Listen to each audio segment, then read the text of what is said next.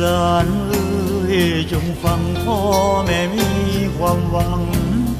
ผิดต่อน้ำเจ้าเลี้ยงมาแต่น้อยจนใหญ่ทุกอยากสำใดก็ลองคิดเบิ่งเอา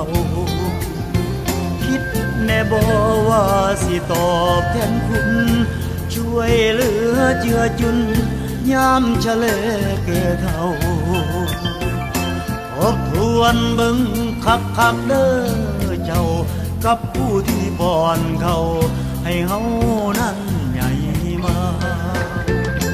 ลูกหญิงลูกชายก็เหมือนกัน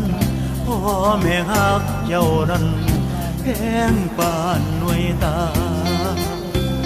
สักผ้าอ้อมห้อยต้มผ้าขี้ใหญ่มาหอดมือนี้มันสำใดละเจ้าว่าอยากได้หยังก็แล่นหาให้บอกเคยขัดใจลูก